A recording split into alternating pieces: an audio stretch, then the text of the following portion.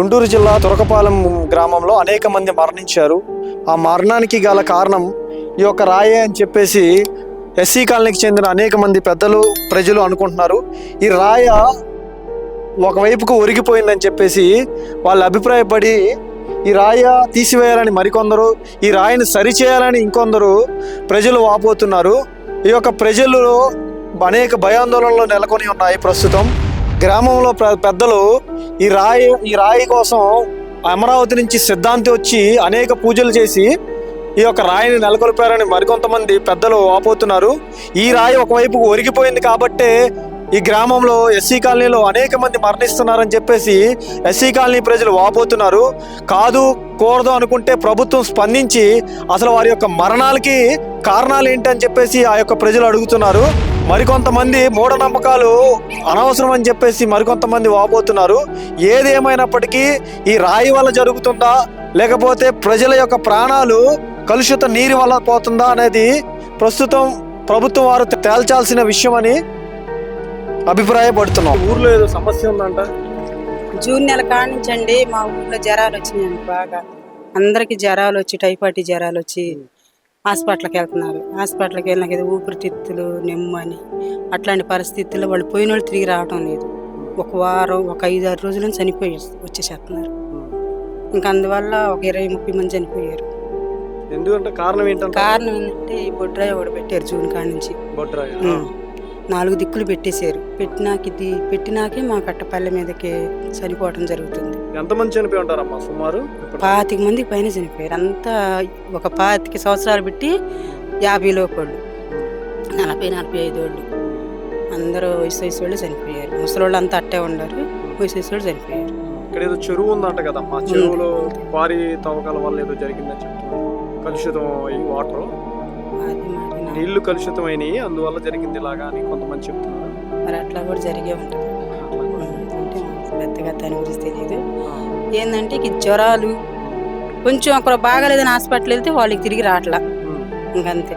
ఒక వారానికి వచ్చి 3, నెక్స్ట్ వారం ఆ దినం అయిపోయాక 9వ రోజు ముగిచ్చేలకు మళ్ళీ ఒక 3, మళ్ళీ 2, మళ్ళీ 3, మళ్ళీ ఆ దినం అయిపోయాక మళ్ళీ 3, 2 సేవారు 3 సేవారు కంపల్సరిగా జూన్ కాడ నుంచి జరుగుతానే వస్తా ఉంది. ఈ ప్రాంతం వల్లేనా లేకపోతే ఈ ఊరు మొత్తం అలాగే ఉందమ్మా?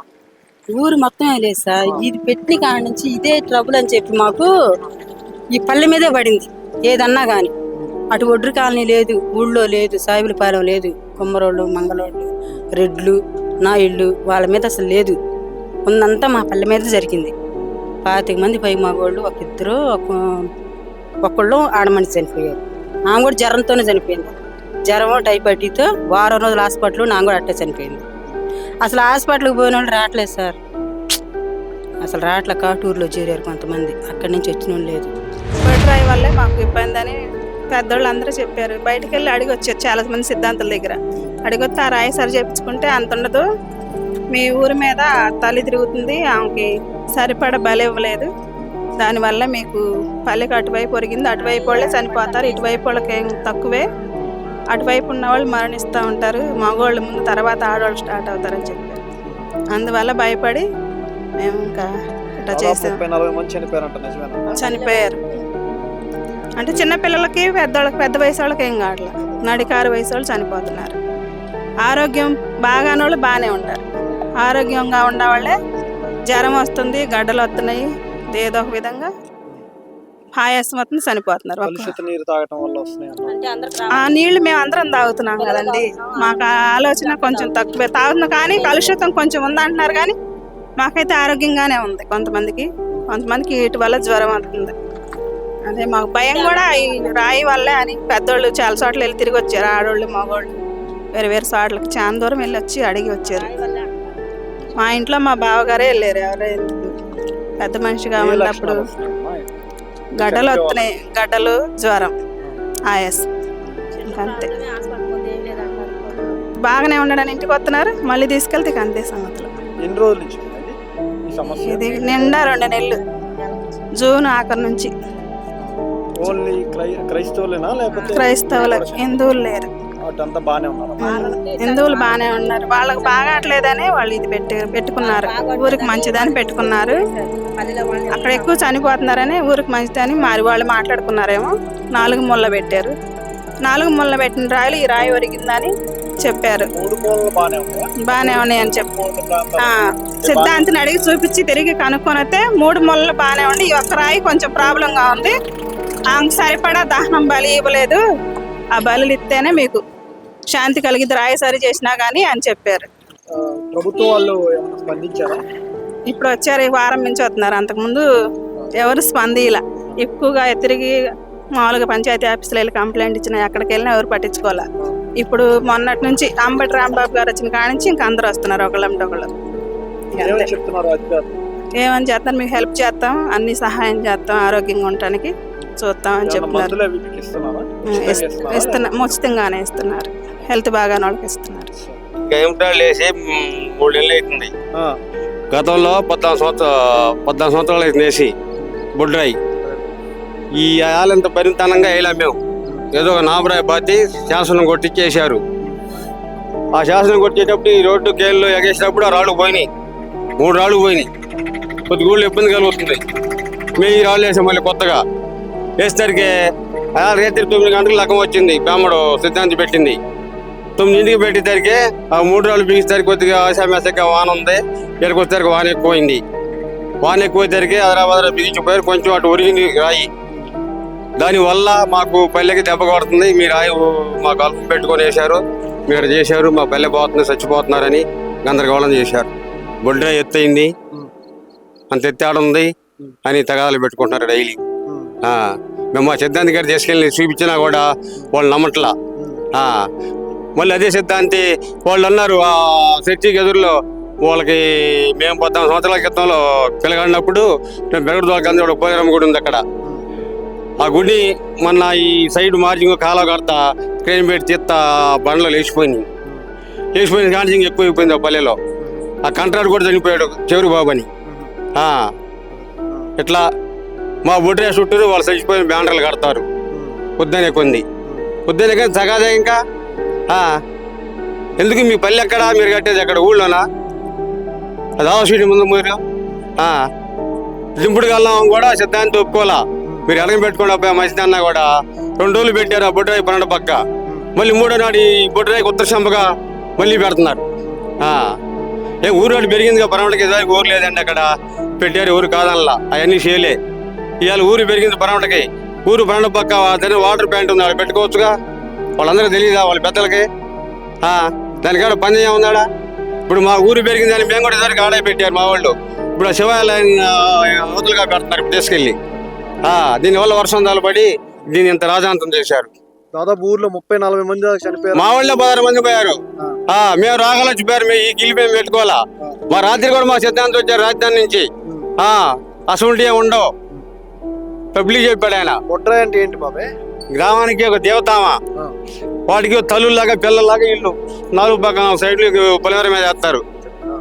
వాళ్ళకి సపోర్ట్ పిల్లల్లాగా దేవతలను కాపాడుతాయి. వచ్చే దేవతల్ని వీళ్ళు కాపాడతారు. పొలిమేరల మీద వేసిన వాళ్ళు. అది పొలిమేర రాయి కానీ బొడ్రాయి కానీ ఎప్పుడెప్పుడు వేస్తుంటారు.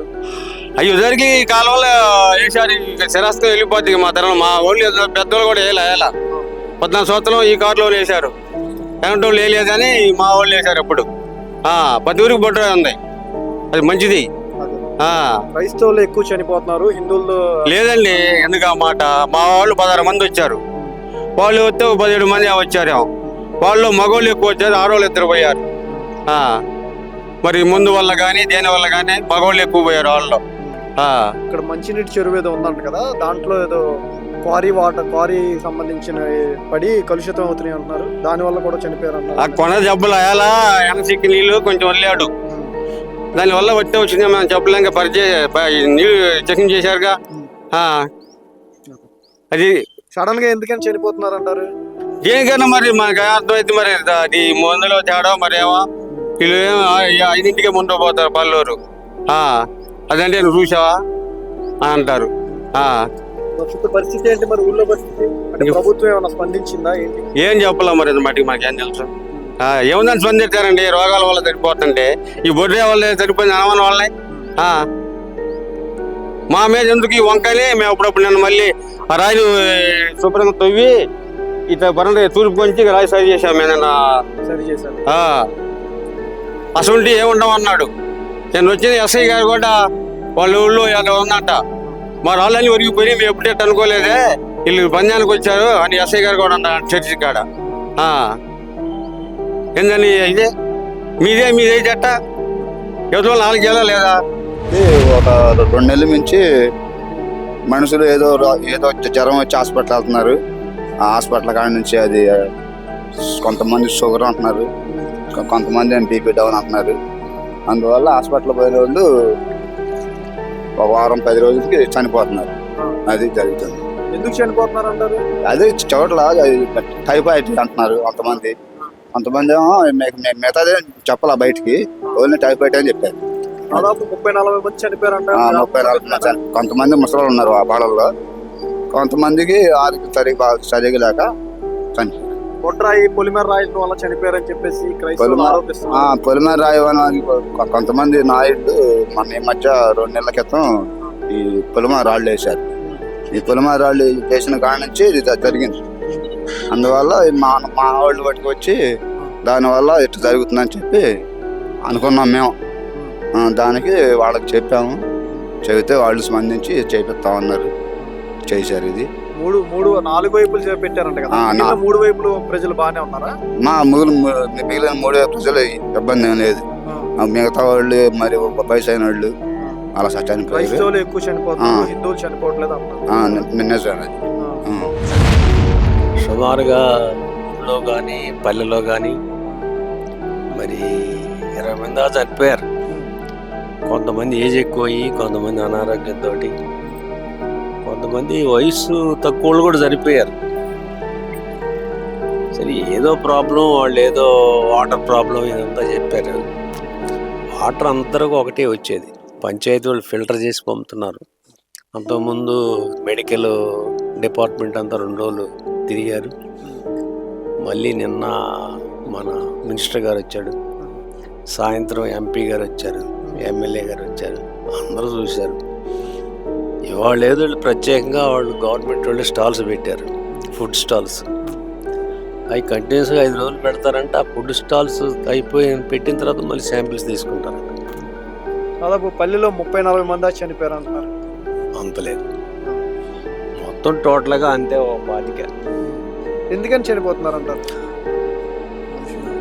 ఎందుకనంటే వాళ్ళు నిన్న ఏదో పేపర్లో కూడా వేశారు, ఏదో బ్యాక్టీరియాని వేశారు, నాకు గుర్తులేదు, చూసేది. అంతేగాని వాళ్ళు ఏంటంటే కొన్నాళ్ళు ఊళ్ళో గవింటరాళ్ళు అంటే హద్దురాళ్ళు వేస్తారు గ్రామానికి. ఆ హద్దురాళ్ళు ఒక రాయి ఆ సైడ్ వేశారు. అదేదో కొంచెం డౌన్ అయింది, దాని ఎఫెక్ట్ మా మీద పడదని మొన్నటిదాకా పల్లెలో వాళ్ళు గోల. తర్వాత అందరూ కూడా వచ్చి అది మూఢనమ్మకాలు, మీరు ట్రీట్మెంట్ చేయించుకోవాలి అని హెల్త్ వాళ్ళు చెప్పారు. హిందువుల్లో ఎక్కువ మరణాలు లేవు, క్రైస్తవుల్లోనే మరణాలు ఎక్కువ ఉన్నాయి అంటున్నారు. అందులో అంటే చాలా మంది డ్రింకర్స్ ఉన్నారు. దానివల్ల కూడా సరే ఏదైనా కానీ ప్రాబ్లం జరిగింది.